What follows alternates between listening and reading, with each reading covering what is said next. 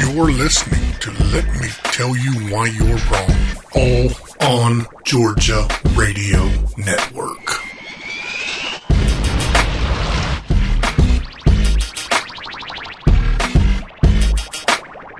Good evening, everyone. You're listening to episode 6 of Let Me Tell You Why You're Wrong. I'm Jessica Slodgy of allongeorgia.com, here with Jonathan Giles of All on Georgia Douglas and Matt Lowe of All on Georgia Paulding. Yo. What?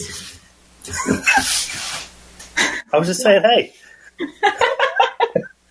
You introduced me. I thought I'd say, hey. No time for that. Don't interrupt me.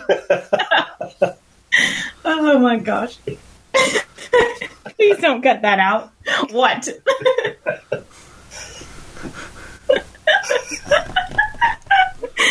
Now she's got the giggles. All right. We're off to a fantastic start, clearly. I'd just like to say to an unnamed manager at All on Georgia that this is what happens when you turn the reins away from Jonathan Giles. This is what you're left with. So keep that in mind when we renegotiate this.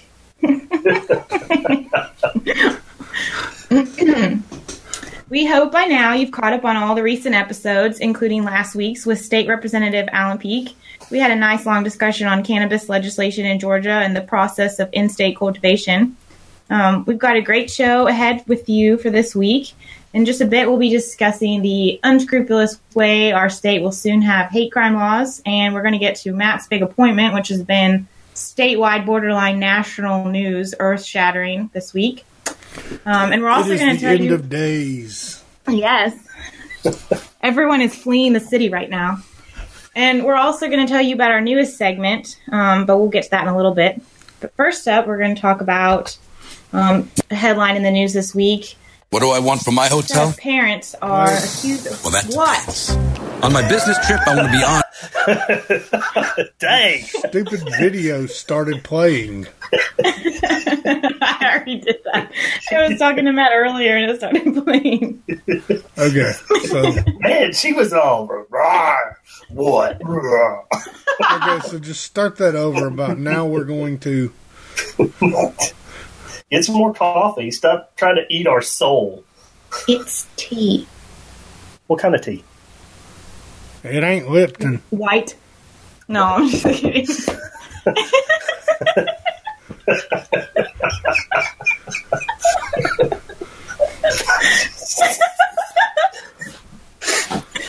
it black tea? It's black tea, isn't it? No, it's green tea. Ooh. Yay, so we're not going to have any green tea sponsors, that's for sure. What did you want me to restart? So there's a story out of Aliquippa up in Pennsylvania where a couple is accused of waterboarding their 12-year-old daughter. And they're probably going to get probation and be reunited with their daughter who's been taken from the household. But they were originally charged with endangering the welfare of a child. So I'm not really sure what angle we're going to take with this because I'm not sure waterboarding's... I mean, we're all probably going to end up in FEMA camp anyway, so we might as well practice, but... Like, I guess I'm a little shocked that everybody there was, like, if you read the article or listened to the video that accompanied it, everybody said that the entire agreement was geared towards family reunification. And I'm sorry. Freaking waterboarding, it's torture. There's a big deal about it for, I don't know, the last decade and a half. These parents just tortured their kid, and, you know, the local government there is like, well, we're going to try to do everything we can to get them all back together. It's well, and I think it's worth noting, too, like, this wasn't just like they shoved her in a shower under the tub. They taped her up to a chair and did it. Yeah, you know? taped her up to a chair put rags in the in her basement, mouth. shoved rags in her mouth, and poured water on her. So, I mean, this is like CIA training level waterboarding here. They said they got it from a movie. TV. You know, they might have learned it from Zero Dark 30. Right, because that's what I do with my kids. I sit around and watch movies, and I'm like, hey, that'd be a good way to punish you later. Discipline. It's what the world needs more of. The Sunday sales alcohol bill that is headed to the governor's, like the most freedom-loving bill that Renee Unterman has ever sponsored. Under current law, the World Congress Center can serve alcohol early on Sundays when they have like events or Falcons games or any type of sporting event. They're allowed to serve it, I think, beginning at like 10 or 10:30, but businesses can't until 12:30. So this actually, it's called the brunch bill, and it actually lets businesses play on the same playing field as the government, which is incredible. So I'm excited about it. I hope Deal signs it. I think he probably will, but I mean, again, why is the government? What prompted a ban on Sunday sales of alcohol in the first place? Like, I know, like, the short answer is, we're in the Bible Belt and it's a religious thing, but there was something that prompted it. There almost always is. Do you know? I don't know, because I mean, I think when we just had, I think it always was just you can't buy alcohol on Sundays when they started selling it in stores and everything, and then we moved it. I mean, it's all about local control. Like where I am, I would assume there's going to be counties that don't allow it, and that's their right. I mean, Bullitt County doesn't sell liquor, so I have to go to another county if I want to buy liquor, and a couple counties over from me are dry completely, and so this is about local control. Which, tell us again, about the Cobbtown Mall. The Cobbtown Mall. That's enough. You don't actually have to do that. I just wanted to throw that in. I'm going to have to drive down there just to go. I may have been to the Cobbtown Mall now that I think about it. It was one of the biggest disappointments of my life. Like, I desperately wanted it to be even just like a super Target shopping center type thing. Like nails, rack room shoe, like, a sub place. And it's a liquor store. No, I haven't been there. There's something, man, where was it? It's near, it may be somewhere near Sylvania, over in Scranton County. But I remember whatever it was. I don't even remember what it was called. But I was like, well, that sounds cool, because I kept seeing signs for it as I'm leaving Savannah years and years ago, and got there, and it's a damn gas station, and that was it, just a gas station. I thought, what the hell? I don't know. I wish I could remember the name of that. You probably passed by it. I don't really spend too much time in Scranton. Otherwise, I might be able to help you a little bit more. Well, when I was married to my first wife, her mother was buried at a cemetery in Scranton, and her dad was buried at a cemetery in Millen in Jenkins. Right. So every freaking time we went down there to visit her cousins or whatever, we had to go back and forth. Your compassion is just oozing. Yeah, I know. All right, where are we at? Jessica's moved to Facebooking on her phone now. No, I'm not. I can see the reflection in your glasses. Yeah, it's not Facebook. Okay, so, we have the Florida Man, which I think we're all familiar with the Florida Man stories. It's that there's truly some incredible stuff in Florida that goes on. People are all kinds and all levels of insanity. Not that there's anything wrong with Florida, but we're all on Georgia, so we're going to talk about a Florida man tonight. Michael Foster was charged with battery for attacking another customer, Clarence Daniels, at the Walmart at 11,110 Causeway Boulevard in Brandon, Florida. Just before noon on Tuesday, Foster, 43, saw Daniels in the Walmart parking lot in possession of a handgun that was in a holster and under his coat, according to the sheriff's office. Foster followed Daniels in the parking lot and into the store. While in the store, Foster attacked Daniels. Foster grabbed Daniels from behind in a chokehold and then took him to the ground, screaming, "He's got a gun! He's got a gun!" So, it's, a man just trying to go about his own business in Florida. Just, out shopping at the Walmart and gets jumped because he has a gun. I mean, it's absolute, utter insanity. I think some of the funniest part of that is what appears to be the editorial commentary from the guy, from the author. Just that first line. This may come as a shock to rabid anti-gun liberals and would-be dysfunctional superheroes, but owning and carrying a concealed firearm is perfectly legal in all 50 states to varying degrees. Dysfunctional superheroes. Yeah. I mean, it's, and that's, I suppose to get into a lesson here, that this is why I personally conceal carry. That this is why I am, and with me, it's not about rights. It's not about, about whether I have the right to do anything or not. It's simply about the fact that there are nuts like this all over, and I don't want those nuts to know that I have a gun unless the time comes when I'm ready to show them that I have a gun, and in that moment, I'll be the one making those decisions, not them. But well, it did say this that he had it under his coat. But I think the interesting thing about it is that from a legal standpoint, he would have been totally justified in shooting that dude, especially in Florida with a chokehold. Absolutely, yeah. But the guy had the I guess he figured out that homeboy wasn't trying to kill him, and so he did. I think he acted appropriately, but I don't think he would have been convicted if he'd have shot him either. Yeah, and one of the other things I love about this article is it closes exactly like an article that Jessica would have written.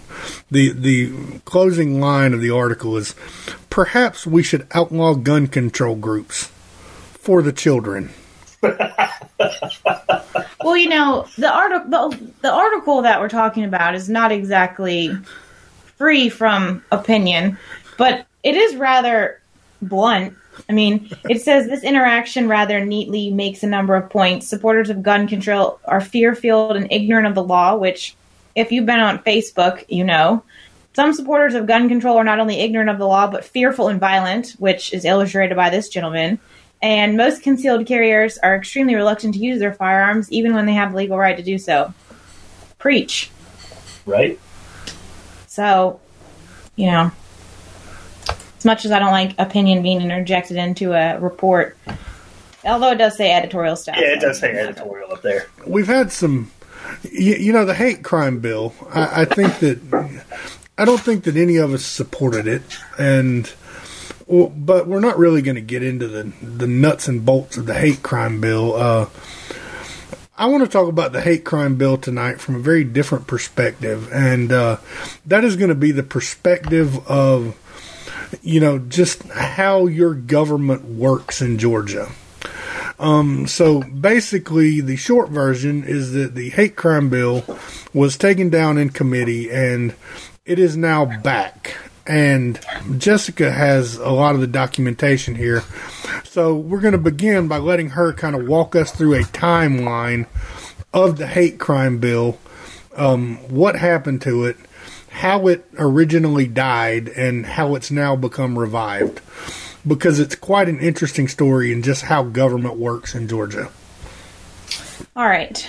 So, State Representative Megan Hansen filed House Bill 660 back in December. So she actually pre-filed the bill before the session started. And it was your typical hate crime bill, outlined the types of groups, and explained was kind of like a proclamation in that it explained additional punishments and that there's simple assault and simple battery and all these things. And so she filed that. There was a whole lot of conversation about it. I believe a similar version was filed in the Senate with the exact same language with some Democrat support. I think hers had Democrat support too. I think Democrats filed their own bill. All of this happened in late December and early January. So all these are pre-files for the most part. We're talking. Well, only Hansen's bill I think was pre-filed. I think the others came like right when session started because the Democrats held a press conference on theirs to raise awareness, but Hansen's bill was the only one that got a committee hearing, and it was assigned to the Judiciary Non-Civil Committee.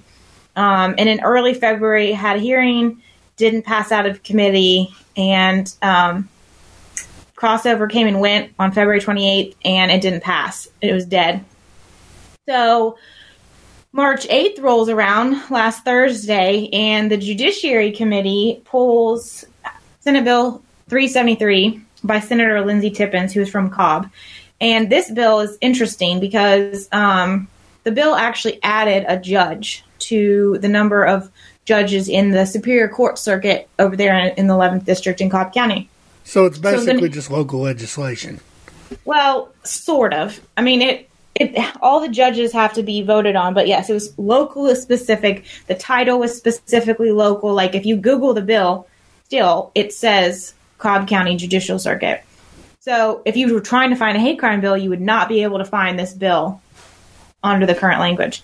So Wendell Willard, who's from Sandy Springs, Fulton County, he also, I think he's retiring, but don't hold me to that.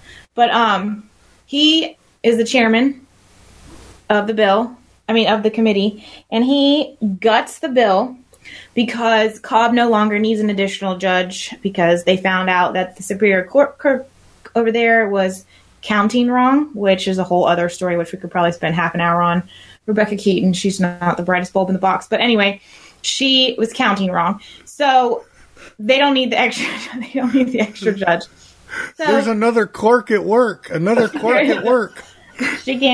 can't work, but so they don't need the bill. So Wendell Willard guts it completely, replaces it with hate crime legislation, and it sails out of the Senate committee or the House Committee on Judiciary and is awaiting a Rules Committee. So a bill that had nothing to do with hate crime legislation, had nothing to do with crimes in general, is reassigned and reorganized, and the judge language isn't even in there. It's a completely new bill altogether. So this entire thing eliminates the concept of crossover day, that a bill has to pass out of a committee on a certain day, because that's not true. All they have to do is find a judge or a bill they can gut, and they just put the language they want in it. It's sick. It's absolutely sick. Right. And, and the other thing is that, and this is not true of everybody. We do know some that are they're reasonably thorough about reading bills. But, this is going, after it comes through rules, assuming that it goes through rules, this is going in front of a lot of legislators that just read the title of bills and, this is something about a Cobb judge.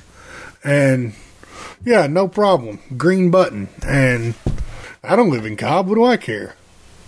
Type right. Deal. And, you can only hope that whoever's carrying it in the House, which happens to be Wendell Willard, which to me is a total conflict anyway. Like, he passed his own bill out of his own committee. But you can only hope that when he goes to the well, when it's presented, that he will explain what it does, which I think he will. But still, the whole point is that, as a member of the public, we are not the norm with how engaged we are and how much time we dedicate to reading these bills. Most people would Google, they heard the hate crime bills died and didn't pass over before crossover day, and that was the end of it. And here they are pulling it out of nothing. Yeah, you're right. I have a lot of the guys that I work with are fairly engaged politically on a national level. Like, they know everything that Trump did yesterday and, what he did today and what bills are moving where in Congress. And, they know all that stuff. But I'll talk to them about things going on in the state, and they are absolutely clueless. Yeah, and it goes on all over. There's so many people that they're so passionate about Trump. And, I just use the word passionate. Maybe not supportive. Maybe they're passionately anti-Trump. Maybe they're passionately pro-Trump. But, what the reality is that with very few exceptions, what Trump does one way or the other has very minimal effect on your life. But these people don't know who their city councilmen are. They don't know who their county commissioners are. They don't know who their state reps are. But they stay focused on what's going on national politics, watching cable news. And you're focusing on the wrong thing. Right? I've always said, focus on the guy that you're going to run into in the grocery store. Because it's one thing to, have to answer to somebody in an email or whatever, but this is a whole different ball game if somebody calls you out next to the lettuce. Are you calling people out next to the lettuce, Matt? I may have been known to do things like that. Okay, we have a new segment that we're going to tell you about. We are starting a new segment called the Loser of the Week. Loser. Exactly, and this is what we're going to do: is we're going to name some losers in politics, locally, statewide, or nationally. And what we're going to do is we're going to tell you a little bit about them, and we're going to let you vote on them. So we're going to get to who those people may be in a bit, but we do want you to look out and listen up for the Loser of the Week, because I think that you're truly going to enjoy some of these picks for this week. And here's a spoiler alert. If you listen through you'll want to listen through the end of the show, because we're going to issue by executive order this week's very first Loser of the Week. This may be a good time to point out that these are our opinions and not necessarily the opinions of all on Georgia. Well, this opinion might be that of all on Georgia, but in general. To reiterate, that opinion is Jessica Salagi's opinion and her opinion alone. So, and speaking of opinions, both of All on Georgia and opinions about All on Georgia, our esteemed co-host Matt Lowe was elected this week to a yes, he was appointed. Yeah, our esteemed co-host Matt Lowe was appointed this week to a planning and zoning board in his home county of Paulding. I know that most of you are kind of like I was. Woo! That's do the woo, Jessica. Woo! Good. The other woo, the big whoop woo. Where you're like, woo. Huh?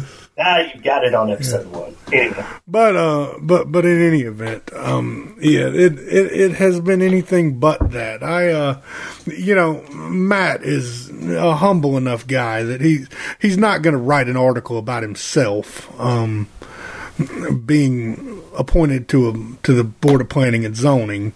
So I had to do it because it needed to be out there. It was a government thing in a county that we cover, so I put it out there. And let me tell you, you would not believe the outrage. I mean, it has been absolutely hilarious. The people are just infuriated about the fact that Matt has been named to a zoning board. And I just want to start off by saying that in any other All on Georgia market around the state, you write an article into one of these committees, and no one gives a flying toot. Like, literally, they do not care that someone was appointed to one of these committees, yet Matt is causing a firestorm. It is so much so that the chairman, or chairwoman, as it were, of the local GOP party felt compelled to address the board prior to their vote.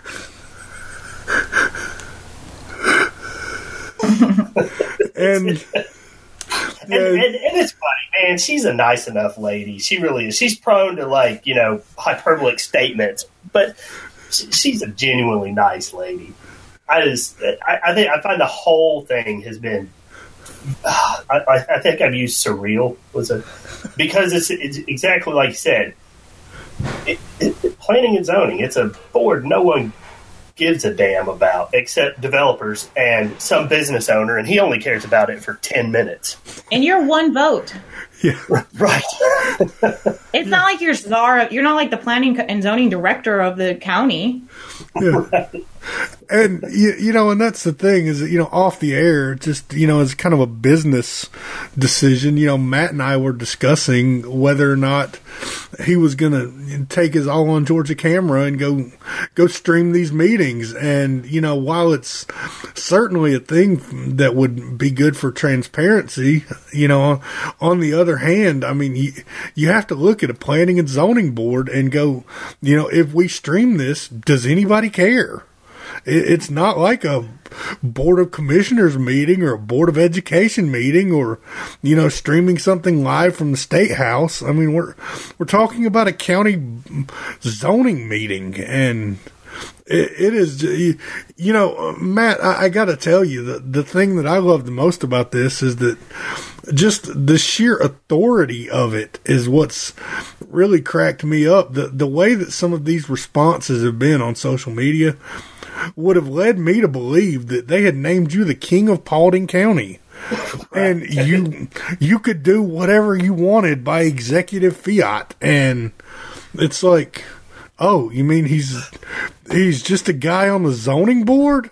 How often does your group meet? Once a month. Oh, so 12 votes a year at the most. Every fourth Tuesday. And here's a challenge for you all on Georgia listeners. We'll put up a poll about this too as a separate poll. We're going to put up a poll. Can you, and I want honest feedback off of this, okay? Don't go Googling it and looking it up. If you can name the members of your city or county zoning board right now without Googling it, without looking it up, then I want you to answer yes on this poll. Otherwise, answer no. Because I predict that 90% of people, and, our listenership is extremely politically active as compared to the general public. And I'm still going to say that 85 to 90% of our listeners have no idea who sits on their zoning board. Because it's exactly like Matt said, unless you're a developer, it doesn't matter. I don't know who my planning and zoning people are, and I go to the meetings. I mean, that right there, that is incredible. You just heard it live here.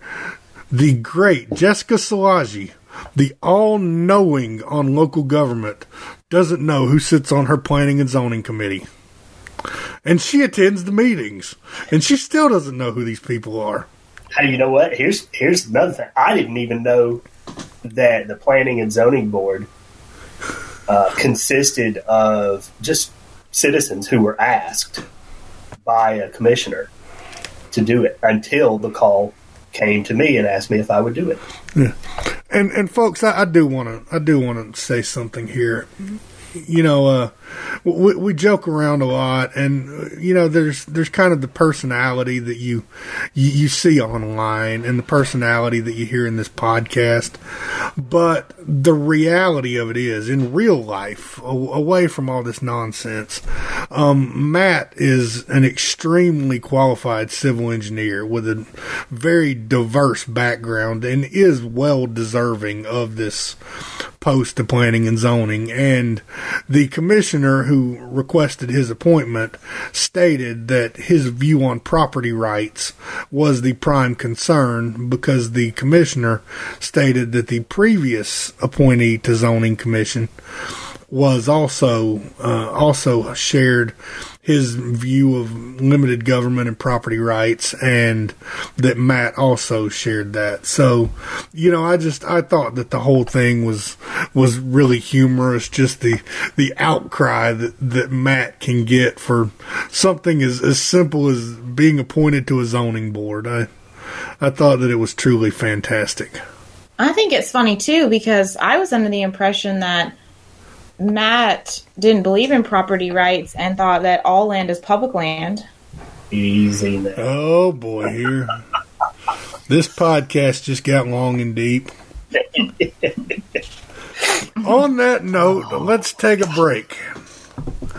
So, if you don't know, all of us work for All On Georgia.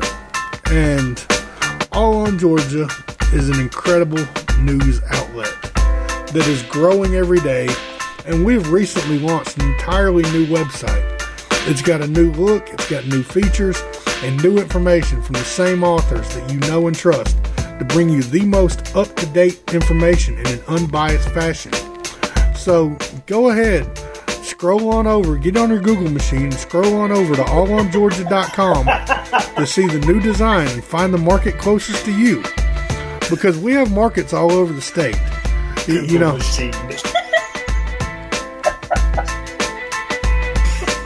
Come on, I'm trying to cut a spot here. What's wrong with you guys?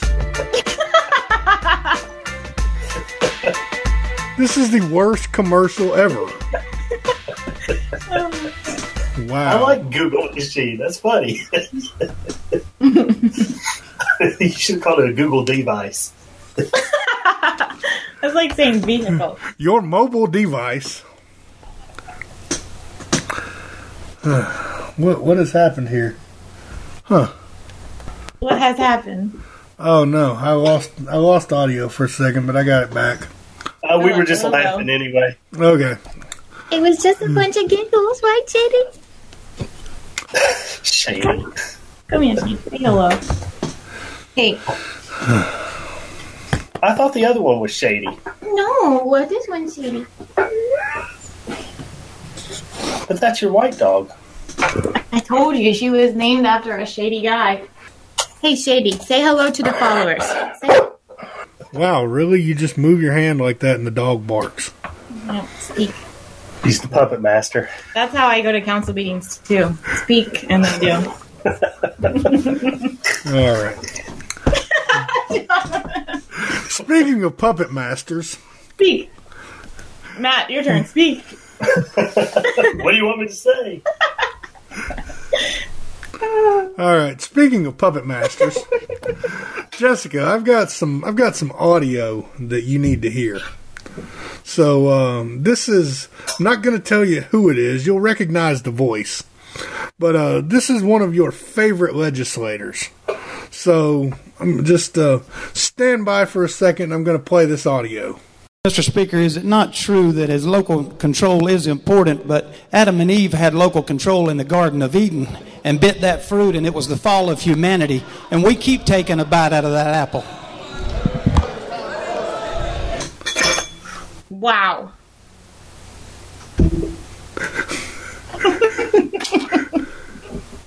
No one else. I mean, let's go ahead. I have a transcript of that. So we're going to break this down line by line.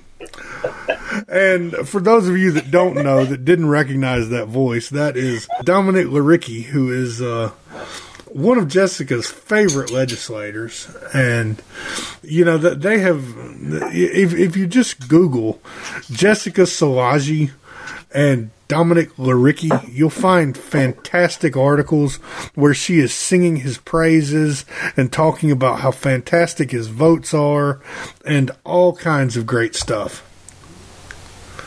That one went dead. Dominic Laricki is a soulless disgrace to the Georgia legislature. You don't believe that local control is important, Jessica?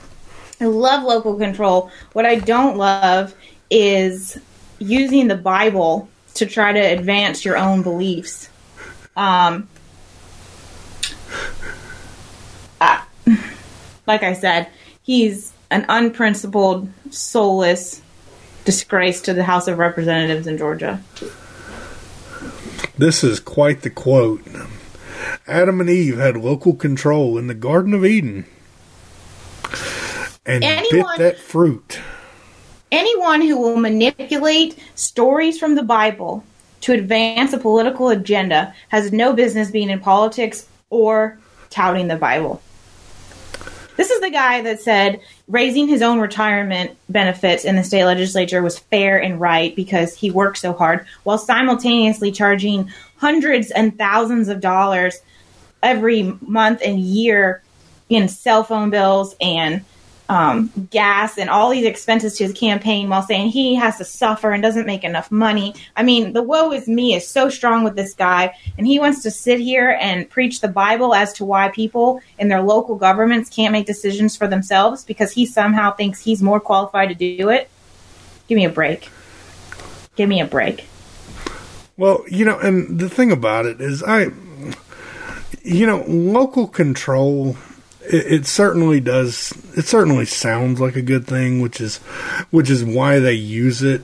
However, one thing that I've found is that when it comes to issues of liberty, most of the time, quote, local control is used just to pass the buck. It's designed so that legislators can pass the buck, going back and rather than defending, well, look, I don't personally do this, and I know that you don't personally do this, but I don't feel that it's the proper role of government to tell people that they can't do this. Rather than telling constituents that, they would rather, well, look, I didn't vote for this to be this way. I voted to give people the ability to vote on it. Well, and here's my thing. If he feels like he is representing his district in saying that businesses should not be able to sell alcohol earlier on Sundays, if he feels like that is the belief of his district, then the local communities in his district will not sell alcohol, but the other areas in the state will. And he doesn't represent the other states. So, let's think about how this whole thing is supposed to work anyway, Dominic. We all shared the article about the Sunday brunch bill, and I'll tell you something that was very interesting to me was that I know that in my county, in Douglas County, I had multiple city councilmen share that article on their personal Facebook page that were excited that bill had passed to allow for local control. And that seems to be pretty consistent with what I see across the state. Cities want this because, like you said, it's a race, it's a competition. And, if you're not doing this, the other cities will. Well, and not only that, but we're talking about a bill that allows businesses to be on the same playing field as the government. And Dominic Laricchia is against that. He is against businesses having the same privileges that the government has already under state law. That's the kind of legislator he is. Government over people. Absolutely. I agree. So, also, can I just, before we move on, I didn't know that Segway was spelled S-E-G-U-E. Well, yeah, you should Google that. On your Google machine.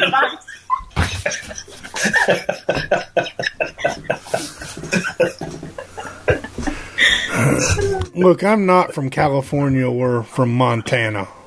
I am from Georgia. He speaks the language. Right? I do. These are my people. That's their Google device. So, I don't know how in the world to segue from that into this. Okay, Jessica, do you have anybody that you could think of for the loser of the week this week? I would like to nominate Mr. Dominic Laricchia from Douglas, Georgia. What about you, Matt? Do you have a nominee? Do they have to be a politician? We're not going there. I know exactly what you're thinking. And that individual... And I will vote in favor of Jessica's nomination. Okay, so this week we have a unanimous vote for loser of the week. And who is that loser of the week, Jessica? Say it with venom. Dominic Laricchia. Hear that, Dominic? You're a loser. All right, and here's how this is going to work going forward. What we're going to do is we're going to have a poll on the Facebook page. Like I said earlier, we're going to have a poll on the Facebook page. Down the road, it may move over to the Twitter feed. We don't know. But right now, it's going to be on the Facebook feed. So make sure you're following us on Facebook so that you can vote on next week's Loser of the Week. Now, what we're going to do, I'm going to put a few ground rules up for the Loser of the Week. These are just my personal ground rules, and we're going to see how they go. They may change in time.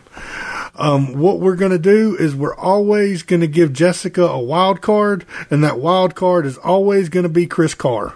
So Attorney General Chris Carr will always be option 3 on the poll. You are on notice. So we have that. So do we have any other nominees for next week for Loser of the Week? Who do we want to put on the poll? Dominic Laricchia. Okay, we've already named him for this week. Why are we putting him on the list for next week? He'll still be a loser then. I'll allow it.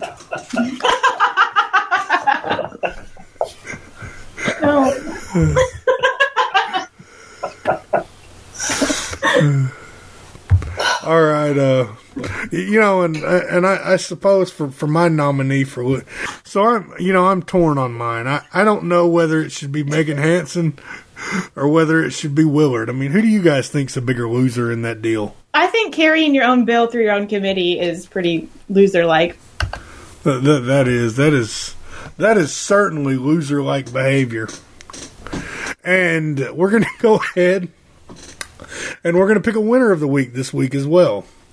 Our winner of the week, our freedom fighter of the week this week, is going to be John Peasold, Representative John Peasold from House District Columbus.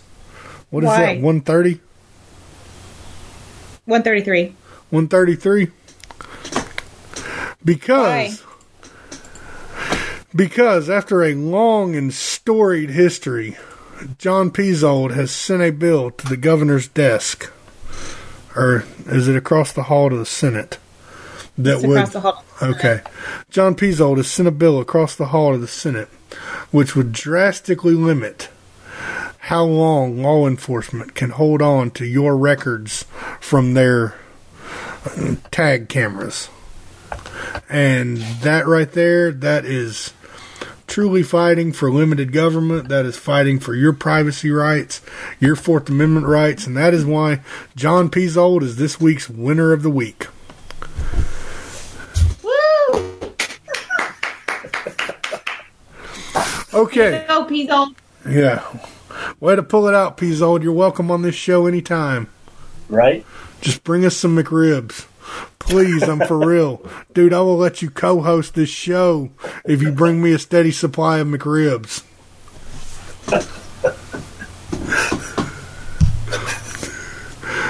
All right, so on the local front, we've had some pretty interesting things going on locally all over the state. I know that up in North Georgia today, we actually provided some footage of a student walkout.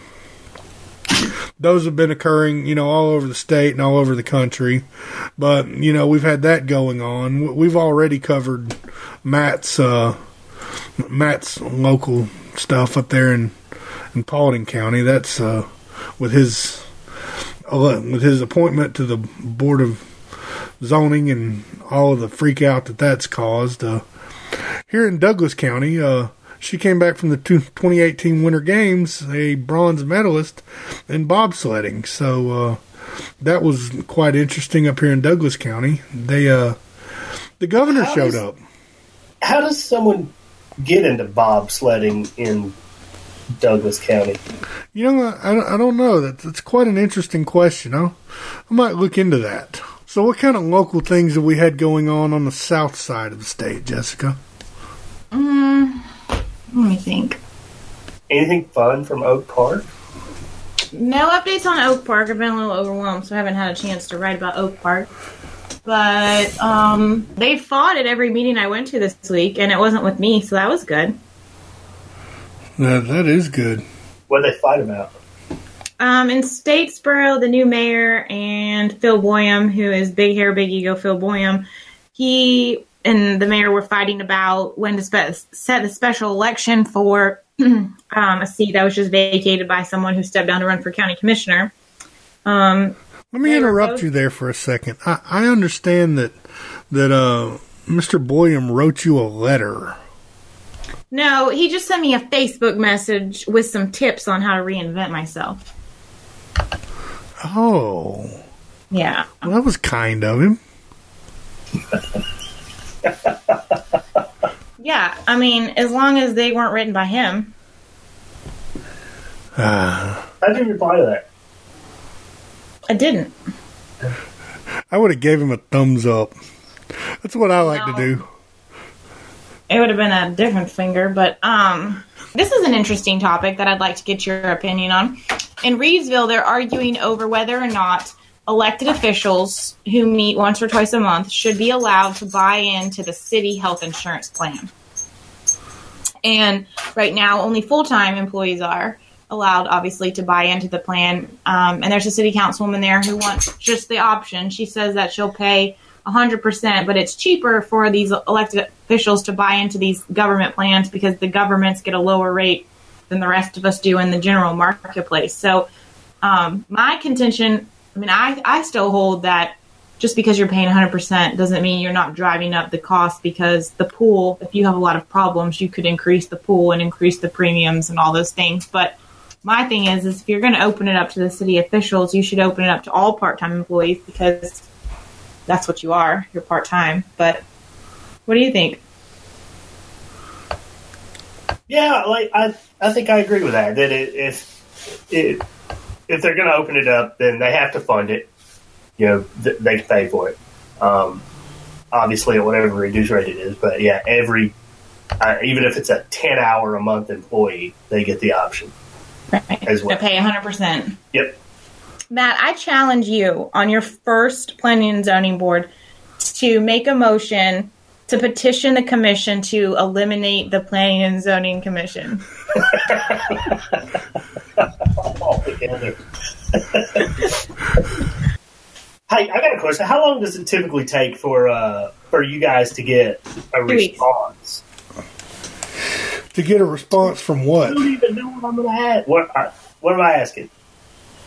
From elected officials? Yeah. Depends. Yeah. I've been waiting on Chris Carr for 2 years. All right, how about this? Which is why you all can vote for him as loser of the week on our Facebook poll for next week. Let me tell you why you're on Facebook page. So how long does it take? Depends. Typically, well, like a state rep. I mean, what do you average?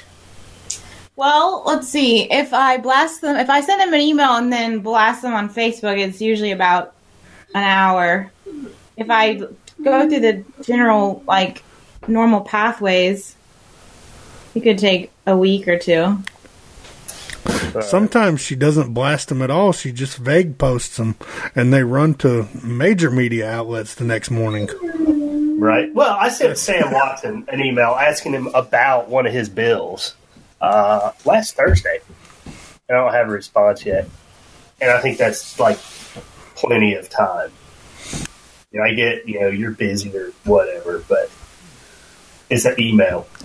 Yeah. Speaking of waiting on legislators, I'm not really gonna delve off deep into why I sent the email yet, because that's a story that I'm putting together. But I am currently waiting about 2 weeks on a response back from Representative Sharon Beasley Teague. So, Sharon, get it together. That's my longest right now is 2 weeks. Oh no, my longest is and I gave up on him was was Spencer Fry. Really? Yes, I sent him an email. Oh, when was it? While you're looking, I sent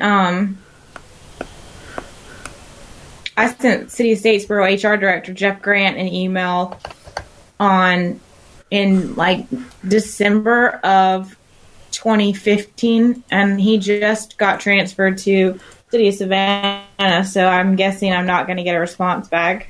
And like I said, Chris Carr, been waiting on homeboy to get back to me since December 2016. You know, right, so I think that right there, before you do that, Matt, let me just say this. I think this right here is interesting enough that we may make this a back-end segment occasionally of, you know, we'll call it the unanswered email list. And the whole thing is just name-dropping. Right. Okay, so I sent Spencer his email back in the very last part of January, first part of February. Within about 48 hours, I got a reply from a staffer that said that Spencer wanted to call me to discuss that bill, and would I, give him my number. So I did, and he's never called. You know, and I will say, I want to throw something in right there, because one of the great things that we like to do, because all three of us are realistically, not just, being braggadocious, all three of us are a lot closer to government and understand the inner workings of government. And, I want to put this out there. If you're ever discussing an issue with your local legislator on Facebook or on Twitter or something like that, or via email, and they want to call you, the reasoning behind that 9 times out of 10 is because they don't want that paper trail. They want to get you on the phone. Sometimes it truly is altruistic reasons, but most of the time the reasoning behind that is because they don't want to be on the record. And so they'll, meet me for a cup of coffee here, or look, why don't you give me a phone call? Don't fall for that kind of stuff. The reason they don't want to do that is because they don't want to publicly answer your question. That's right. So, and you should call them out on that. You should say, why won't you answer me here in front of everybody? Right. Absolutely. And, I have seen some, I've seen some elected officials that I like personally that pull that, and I don't like it. I've called them out on it. It's ridiculous. No, we're here in this forum. Answer me here. There's no reason for a phone call. There's no reason for any of that. But, that's an entirely different thing. And Matt, speaking of emails, I know that the last time that we discussed emails, you had stated that you had emailed the entire Board of Education in your county and you'd received one email back. Did anyone ever get back with you other than that one individual? Negative. Okay, so, even though his answer may not have been exactly the answer that we wanted, just want to give public props to Glenn Albright of the Board of Education of Paulding County for at least, having the guts to answer the question. Well, I think the other reason they're not answering is because somebody hoped that they would get to Matt last, and so I'm sure they heeded that advice. So, well, maybe I'll just, Did you try asking as a parent? No, because I try to keep, I try to keep that very separate. Mm-hmm. So that, because, I want them to understand that if they're talking to me as a parent, then this may or may not end up, broadcast. If you're talking to me in my capacity as All on Georgia, it's going to be. Right? Yeah. So, I try to keep that separate. But I actually have kind of a budding story with that. That kind of, it's going to intertwine the parental side of me and the All on Georgia side of me. And then? What it is, everyone knows that I've got a bunch of kids. And some of my kids have some developmental issues and whatnot. And one of them, actually two of them, but the one that I'm talking about specifically is autistic. And we have some therapists that come in and work with him 4 days a week. And they have advised that we need to try putting him on a very strict schedule. And one of those schedules includes putting him in the after-school program at school. And then our therapists can go there and work with them. The problem that we ran into today, which was the first day the therapists were going to be there, is the after-school program is administered through a private company at every school in the county. Interesting. But they and these therapists, they are the team that services my county. And there's other schools that they go to and other students, and they all do it in the after-school program. But they blocked their entrance today, and now they're wanting to require these background checks and drug tests and everything else that they've already, they're already cleared to go into other schools in the county. So I'm going to address the school board, and I could probably make it a little bit of a story because it intertwines mental health and everything else as to why it is that Paulding in particular seems to not have policies that apply across the board. You know what I mean? If you're going to have why things are okay in one school but not in another, especially in the terms of after school program, which is administered through a private company called Learning Bridge. How big is their contract? I'd like to know more. Yeah, I guess I have to file some ORRs and things like that, but I bet it's huge. Mm-hmm. I wonder what kind of, usually the state is involved when it comes to those types of things, and they have, mandates for liability. I wonder how far that goes with those types of things. I don't know. Just interesting. Well, it'd be questions we can answer.